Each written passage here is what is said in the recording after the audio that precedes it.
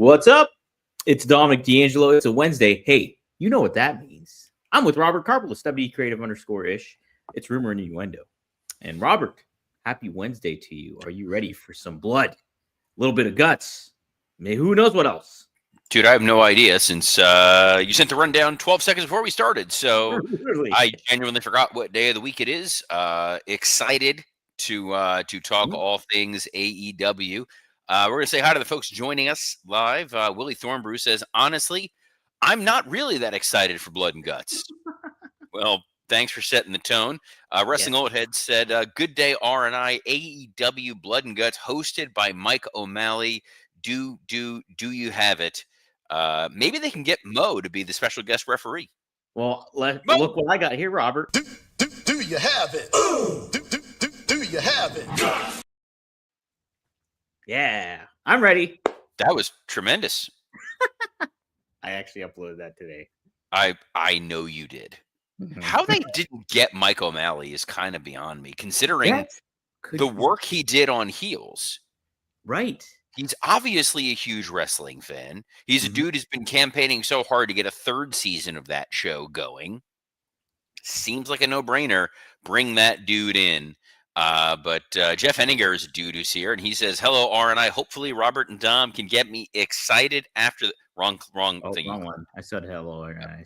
I am. This is let's try this again. Hello, R&I. Hopefully Robert and Dom can get me excited after the morning I had. Oh, I'm sorry, Jeff. Were you also waiting for Dom to send you run sheets, and then they don't come until we're already here? Jerry Owens said, hello, R&I. Blood and Guts is 2.5 hours tonight. It is, really. No idea. Beauty of a DVR. I just said it. I always said it to go an extra half hour. Old force of habit from the VCR days of taping Monday Night Raw and not wanting to miss the last 6 minutes of the show. For whatever reason, I wasn't watching it live. So always a good move to do, though, when you were taping wrestling. This is the pain that these kids today don't seem to understand. You miss it. There was no replay. There was no internet. It was, if you missed Raw, you had to wait until the Saturday morning programs, and you were maybe going to get clipped versions of the show, a video package. Yes. Boy, taping was so key back in the day. And I liked doing it. It was fun. It was kind of fun to be like, okay, I can watch it. And yeah. You get to fast forward through all those JVC Kaboom Box ads. Right. Or the plugs. Yeah, so many Castrol GTX ads. Countless. Stacker 2 was a little later. That was just, even as a kid, it was the inordinate amount of Castrol GTX. Like, as a 9-year-old, I should not know about thermal viscosity breakdown.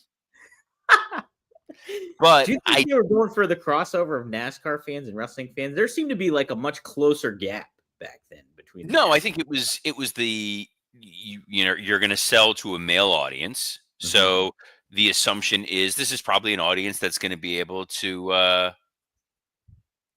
take the you're going to take the easy route and say, well, they're going to probably want to work on their car. They're going to buy soft drinks. They're going to buy snacks. They're going to buy Slim Jims. It's kind of lowest common denominator thought processes back then. Yeah, that does make more sense. As opposed to the higher end folks who were sticking around to watch, Silk Stockings or La Femme Nikita. Yes. I don't like the noise you just made there. That was unsettling. I've actually never watched Silk Stockings or La Femme Nikita. Never happened. Oh, I'm sure you were missing a lot of. What? I could have learned a lot, maybe. You're right. I probably could have learned a lot. Uh-oh. Are we frozen again? What is going on here? Dude, I don't know. I think we're fine. Are you there? Can you hear me? I'm here. Yeah. Okay. You're here. I'm here. You're looking like brutal Bob Evans for some reason right now. Wow. Okay. Yeah. I'll take it. You're not wearing a hat or a toque or something like that. It's a lot of Dom head. Dom's dome. That's it. But that's not where AEW Blood and Guts is from tonight. Tonight they are live from. It's not in the rundown, so I don't know. Oh, isn't it? Dang it. Well, I'll take a guess, Robert, because I have it up here. They are in Kennebunkport. Ooh, close, very close. Actually, they're in Greensboro, North Carolina. Of course they are, because Ric Flair and Ricky the Dragon Steamboat are going to be there at the show. Love me some Ricky the Dragon Steamboat. Are they going to be surprise entrants into the Blood and Guts match, Robert? I sure hope not.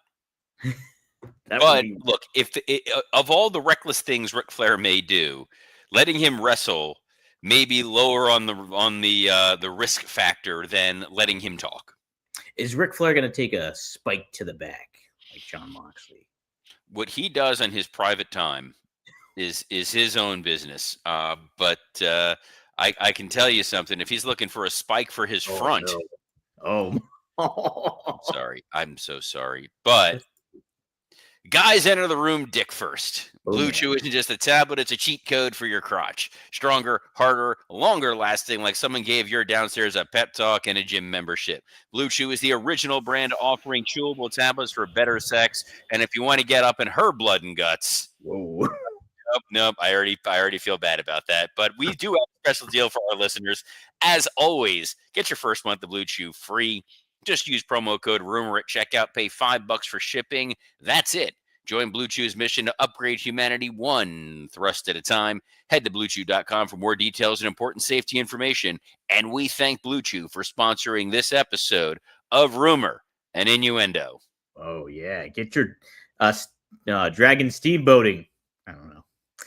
Hey, there's only 3 matches tonight. Get your Dragon Steamboating. Yes. You liked it? We got the men's blood and guts match, Robert. It's the Death Riders. It's Jon Moxley. It's Claudio. It's Wheeler Yuta. It's Daniel Garcia. And it's Pac going up against Orange Cassidy, Darby Allin, Roderick Strong, Kyle O'Reilly, and Mark Briscoe. Do you think this is the end of the Death Riders here, Robert? Remind me again, and you might not know this, but what are the rules in a blood and guts match? It's they all enter one at a time, and then is it only submission? Like, is it full old school war games that it's only by submission or surrender, or is pinfall permitted? No, I believe it's just strictly surrender. You do, yeah, because I don't remember anybody getting pinned in those matches. It's always somebody giving up. I just remember weird production goofs, or there was the thing where like Jericho was like hanging off the edge of a cage.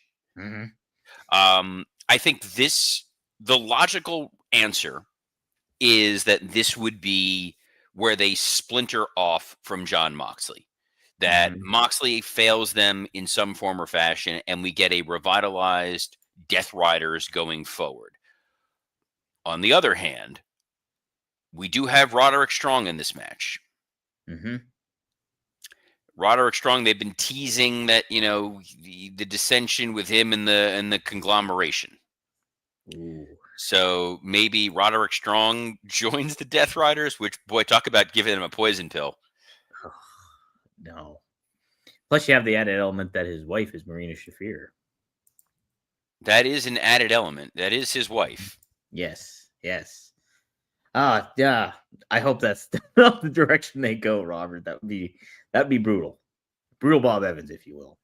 It would, but it would be a real kiss of death for the Death Riders if that's the path they go, because then they really do become a lower mid-card group. If it's Yuta and Garcia and Roderick Strong and Pac and Claudio, it's sort of the lesser version of it. But the problem is there is no brand split. I've said this countless times, and you do have another very large faction who's floating around there in the Don Callis family. So as one moves up, the other moves down, but you also have the Ops as this kind of group of heels. There's too many stables, and there's too many large stables, and there's only so much room at the table. Right. So you're getting this blood and guts match, but it's like, how many blow-offs have we seen? We saw Moxley as the world champion go into that battle with Hangman Adam Page. Everybody came out like that, like WrestleMania 40, and they thwarted Jon Moxley and they slayed the dragon. Mm-hmm.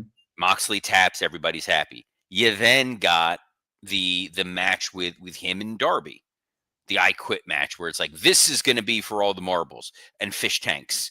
And that meant nothing. Now we have blood and guts with a lesser cast of characters. Yes, you have Darby and you have Orange Cassidy and Mark Briscoe, but Kyle O'Reilly and Roderick Strong is definitely a step down from Osprey or Swerve being in this match.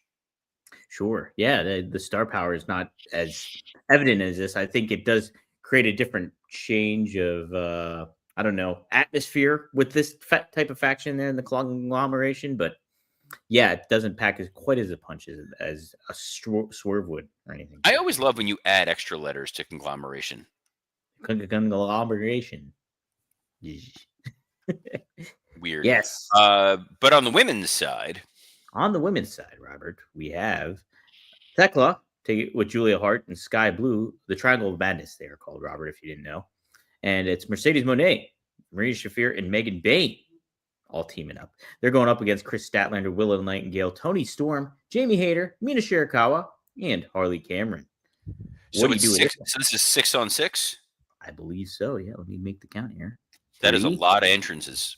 That's all. Yeah, it's 6-on-6, Robert.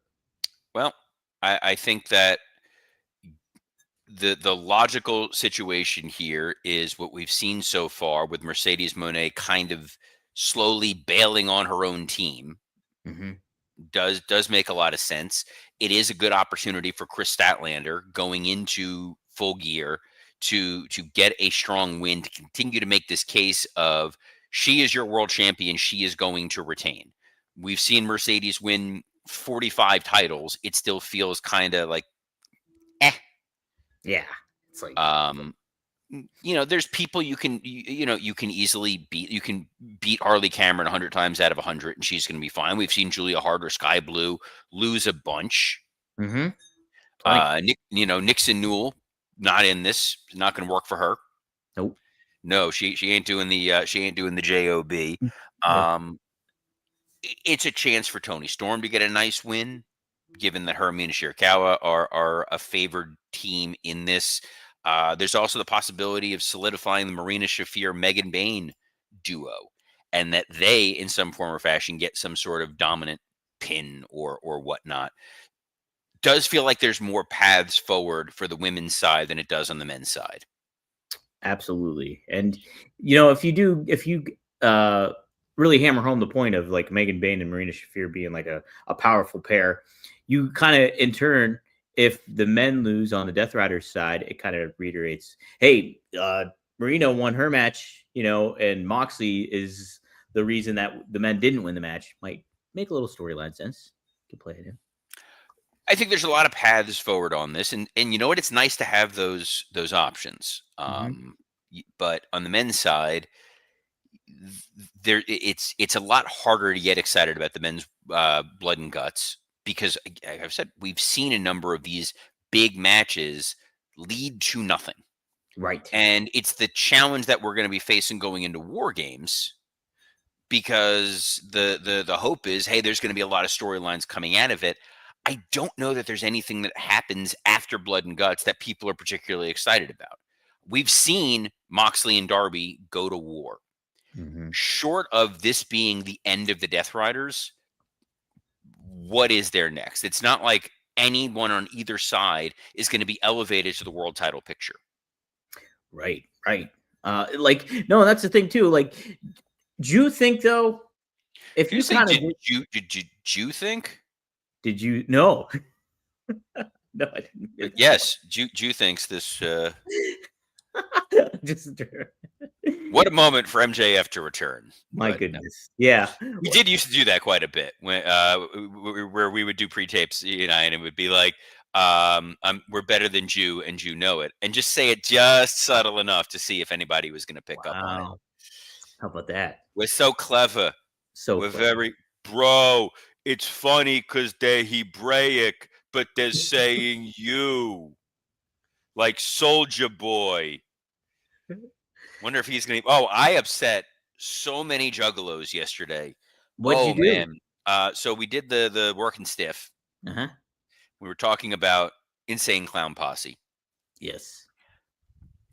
I might have been slightly less elegant when talking about it with Scott Chaplin as the highly cultured Insane Clown Posse fan base would be. Very highbrow. Some individuals took some umbrage. Do you have Juggalos that are Patreon subscribers? Yes, but also this was in the main feed, so regular sure. folks listening to it just across the board. But yeah, Uh-oh. Are you gonna have to do a make good and paint your face? no, never under any circumstances. Papa Fanta? I don't know if you were saying to Papa Fanta or you were calling yourself Papa Fanta, which No. look, you spent one evening hanging out with Rob Van Dam, and all of a sudden this is what's happening here. How goes? I did see you posted the picture on Facebook. You went to Permane Brothers. You did the only thing there is to do in Pittsburgh, which is get a sandwich and put the French fries right on top of it. I don't have time to reach over and grab the side dish. Just slap it right on Just there. throw it right on there. The fries, the coleslaw, it's amazing. I love And Wrestling All Head dropping a Fago reference. Oh, that's what I meant. I said Fanta. Yeah, I know what you meant, but I was just more enjoying, Papa Fanta. Feels like your club name. This is DJ Papa Fanta. There's another match on this show, thank God. Yes. So in between Blood and Guts, because you don't want, it's like big hardcore match. You need a breather. And what's that breather match they're giving? Something to let the audience kind of chill? It's a false count anywhere, Robert. I give up. Cool. Mm-hmm. Between Hangman Page, your world champion, and Powerhouse William Hobbs. Is that a match you need to be giving away on the Blood and Guts show? Probably not. Nah. Voice went really high on there. Yeah. It kind of feels like if you needed to book something to make sense in this situation, you could have gone sort of the opposite. I would not have given away Hangman Page and Hobbs on this show. That is a main event of Dynamite type of match. Right. And a main event type of Dynamite match where it's Falls Count Anywhere, that you can just sell on its own. People are going to tune in. And if you hyped it throughout Blood, you're going to get tire kickers on Blood and Guts. You're going to get people who are like, look, I don't necessarily tune into Dynamite every single week, but they're literally giving away a pay-per-view quality match in Blood and Guts on free television. And this is a great advertisement for Full Gear. If I were them, I may have gone Joe and Hook. Yeah. You can still tell the story. Mm-hmm. Like a straight up match? Just do a straight up match with those guys. Mm-hmm. And then have Hangman run in for the save. And maybe there's something that leads to why we're going to see Hangman and Hobbs next week. Yeah. Or you could do Joe and Eddie. Yeah. Oh, that's again. It's. I feel like of the iterations and combinations you could do, this is the one that has the most value because in some people's estimations, Hobbs should be the number one contender for the world title. He's a dude we saw get elevated to that level against Moxley. Mm-hmm. And Hobbs is like just somebody that everybody's been chomping at the bit to have in that main event picture. But he's been like in the Big Show role where he's a face 1 minute and he's a heel the next. And it's just like where then you just lose him in the universe of AEW. And that's a common occurrence for many folks. But Hobbs is pretty highlighted for. I also think it's a risk doing a Falls Count Anywhere match with two Blood and Guts matches. Because yes, Blood and Guts, you're contained into a cage. So these guys can brawl anywhere. But the audience is going to be pretty desensitized to violence for violence sake. Right. Yeah. And it's not fair to your performers. You want to give them the best chance to succeed. And I'm one of those people who I used to love. It was always funny when it would be World War III and they would have multiple rings. But for the regular matches, you were confined to one of the two rings. Yeah, right. It was kind of fun. It was like it was something like there was just something slightly off about it that I enjoyed. Like when you're in school and you're having class outside for a day. Yeah. It's something slightly, it makes the regular matches that much more interesting. I would have maybe also gone with a Kyle Fletcher TNT title defense. Yeah, that would have been good too. Just to have something set up that's different, but still kind of has high stakes for it too. I think that or I mean, I know they don't have a lot of titles that you could have put in there. It's not like you could have done an Okada match or you could have had Brodito defend their tag titles or any of the other, belts they got lying around there. We know we still got that national title floating around there. Not the one held by Mike Mondo. No. former Spirit Squad member, Mike Mondo. Talked about that quite a bit on Working Stiff, by the way. But we went deep on talking about the Spirit Squad. But what I also don't fully understand is if you're gonna create a tournament or the Gauntlet Battle Royal, whatever the Casino Gauntlet thing for a new belt, why would you not take the time to clear that belt in advance? Yeah. And you would have to think too. Wouldn't that have been on Tony Khan's radar that hey, there's the national title in the NWA? I'm still trying to understand the purpose of so you united two of your belts. You had the international title, Mm-hmm. and you had the continental title. Yeah, Continental Championship. Yeah, and they merged those together. And the idea was that one of those titles was going to be defended all over the world at different events. So it was going to be defended at CMLL, or it was going to be defended in London, or they were going to go bring it over to Japan, and it was going to be a title defended sort of across continents. So an intercontinental. Oh, hey, that would have been. Oh wait, no, and I think that's taken. Yeah. The Saskatchewan Hardcore International title. Yeah. Held by a friend of the show, Lance Storm. They could have brought that back. But to reintroduce a national title, it's very odd. And then trying to tie it into the lineage of a belt that already exists elsewhere. It's a head scratcher, Robert. Just too many titles. It's just way too much. Yes, by the way, Devin D tries to point out the point I was going to make, which was the NWA National Championship lineage is actually into the WWE former WCW US Championship when it was merged in the 90s. The NWA brought back the AWA's National Championship, and Mongo had that. Yeah, look, the reality is the NWA World title, in theory, got absorbed into the WCW World Heavyweight title. Mm-hmm. Which then merged into the WWF title to make the undisputed title. It's stuff like this that makes watching like Infinity War. Oh, this is easy. I totally remember what happened 17 movies ago because I remember that there was that time that there was an Intercontinental title and then they got rid of it and then they brought it back. And I believe the returning champion was Rob Van Dam. Yes.